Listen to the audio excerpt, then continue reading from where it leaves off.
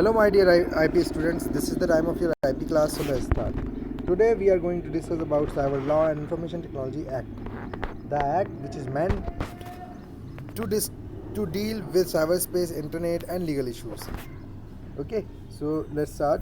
Cyber law is the part of the legal system that deals with cyberspace, internet, and legal issues.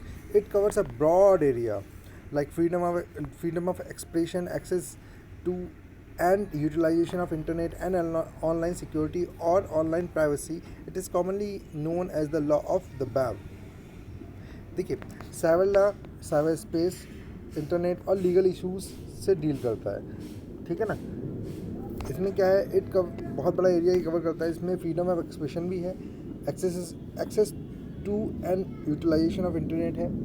देखिए, freedom of expression ये भी है, मतलब देखिए freedom of expression भी बनी रहे, और how to access, how much access, ये सारी चीज़ें इसमें देखी जाती हैं। ठीक, कितना यूज़ किया जाए, ऐसा ना हो फ्रीडम ऑफ एक्सप्रेशन के वे में या फ्रीडम ऑफ एक्सप्रेशन के नाम पर लीगल काम किए जाएं। तो ये सारी चीज़ें साइबर लॉ देखता है। इसे वेब लॉ भी बोलते हैं, लॉ ऑफ वेब भी बोलते हैं। What is the importance of cyber law? Cyber laws plays a very important role in new approach to technology. It is important as it is concerned with almost all aspects of all activities and transactions that take place either on the internet or other communication device. देखिए, जैसे rules are very much important in a society for the proper governance, for the proper living. Laws और rules important है हर एक society में proper governance और proper living के लिए। अगर रूल्स नहीं होंगे, अगर लॉज नहीं होंगे, तो सब कुछ अस्त व्यस्त हो जाएगा। और जैसे जैसे टेक्नोलॉजी का यूज़ बढ़ रहा है, जैसे जैसे इंटरनेट का यूज़ बढ़ रहा है, तो cyber laws are also very important, because जितना ज़्यादा इसका यूज़ बढ़ रहा है, उतना ही ज़्यादा इसको कंट्रोल भी करना पड़ रहा है। ठीक, तो ये डील किससे करता है भाई? ये सारी एक्टिविटीज़ और ट्रांजैक्शन से डील करता है जो कि इंटरनेट और दूसरी कम्युनिकेशन डिवाइसेस के थ्रू होता है। ठीक, whether we are aware of it और not, each action in cyber space has some legal and cyber legal views. हर एक्शन, हम चाहे जानते हों या ना जानते हों, हर एक्शन जो भी हम इंटरनेट के थ्रू करते हैं, जो भी हमारी एक्टिविटीज़ है, वो सारी की सारी लीगल और साइबर लीगल व्यूज़ से देखी जाती हैं। ठीक है, साइबर लीगल व्यूज़ से देखी जाती हैं कि आप कम्युनिकेट कर रहे हो तो किस तरीके से कम्युनिकेट कर रहे हो, कुछ इलीगल कम्युनिकेशन तो नहीं कर रहे हो। ठीक, विच इज़ नॉट जेन्युइन, ऐसा कोई कम्युनिकेशन तो नहीं कर रहे हैं आप। ठीक, कुछ शेयर कर रहे हैं तो ऐसा तो नहीं है। आगे देखते हैं information technology act 2000। The Information Technology Act 2000, also known as ITA 2000 or the IT Act, is an act of the Indian Parliament number 21 of 2000, notified on 17 October 2000. It is primary law in India dealing with cybercrime and electronic commerce. देखिए, कोई भी cyber crime होगा, बहुत सारे cyber crimes हमने ऊपर देखे हैं। ठीक, चाहे वो फ्रॉडेंट हो, चाहे वो बुलिंग हो, चाहे वो हैकिंग हो, चाहे वो फिशिंग हो, स्पैमिंग हो, ये कुछ भी, ये जितने भी साइबर क्राइम्स हैं, वो सारे के सारे साइबर क्राइम किस लॉ के अंडर देखे जाएंगे, किस लॉ के अंडर डील किए जाएंगे, वो है ITA 2000। ठीक, the original act contain 94 section divided into 13 chapters and 4 schedules. जो रियल एक्ट है उसमें 94 सेक्शंस हैं, जो कि 13 चैप्टर्स और 4 स्केड्यूल्स में डिवाइड हैं। The laws apply to the whole of India. Person of other nationalities can also indicate under the law if the crime involves a computer और नेटवर्क लोकेटेड इन इंडिया। भाई देखिए, ये पूरी India के लिए ये लॉ एप्लीकेबल है। ठीक, पूरी इंडिया में ये लॉ एप्लीकेबल है। और अगर कोई दूसरे देश का नागरिक इंडिया में आकर इंडिया के नेटवर्क या फिर डिवाइस को यूज़ करता है, तो उस पर भी ये लॉ एप्लीकेबल होगा। अच्छा, इस IT एक्ट में कुछ अमेंडमेंट हुए थे, देखते हैं उसके बारे में। Information Technology Act is a set of recent legal enactments currently existing in India which provide legal support to customer user against cybercrime. वही कस्टमर सपोर्ट भी प्रोवाइड करता है, ठीक है, sorry computer, legal support to computer users against cyber crime. जो user होते हैं, computer user हैं, उनको लीगल सपोर्ट भी प्रोवाइड करता है इसमें. The cyber police work as a detector to discover cyber crime. Cyber police एक डिटेक्टर की तरह काम करके साइबर क्राइम्स को ढूंढती है. They have authority in respect of all the offence committed under TITA, the information act 2000. ठीक, TITA क्या हुआ? The information act 2000, information technology act 2000 के अंडर में जो भी ऑफेंस होंगे उन सब को ये देखती है. Central act number 21 of 2000 of crimes related to intellectual property rights, the cyber crimes, the cyber laws in India, the provision of legal action and punishment have been explained in nutshell. ठीक, यहाँ पर क्या किया गया है? सारे crimes को define दिया गया है, उसके साथ उसकी पेनल्टी या फिर उसकी पनिशमेंट भी दिखाई गई है. देखिए ज़रा 67A, publishing image containing sexual acts. इस तरह की कोई इमेज अगर आप डालते हैं तो कितना है?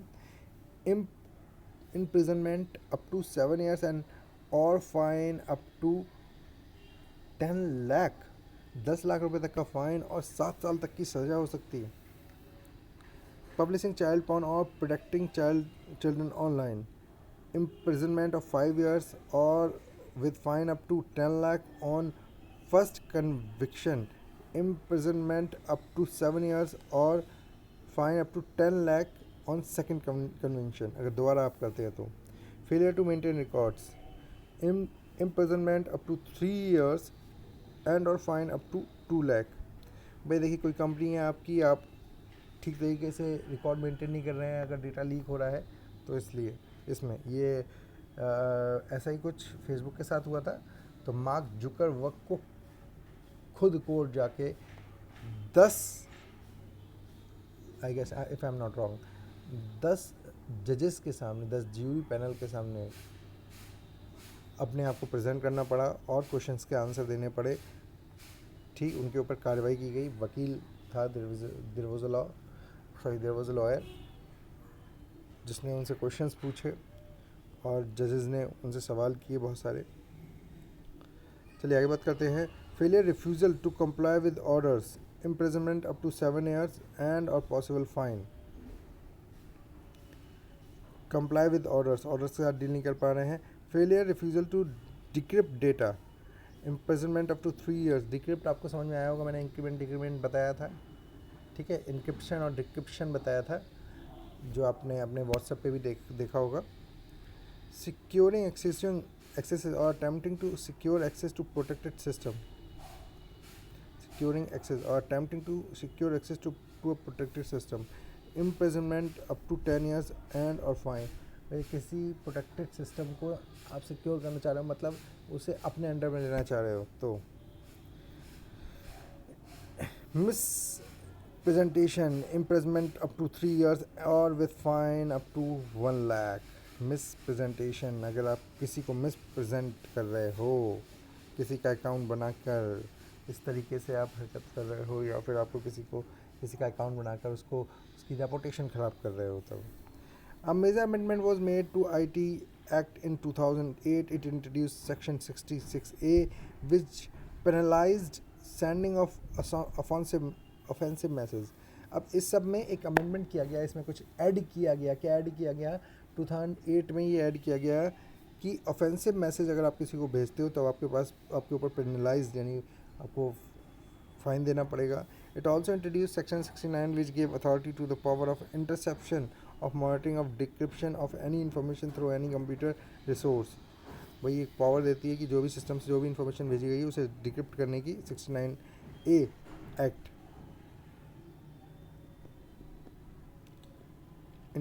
इंटरसेप्शन ऑफ मॉनिटरिंग और decryption of any information through any computer resource.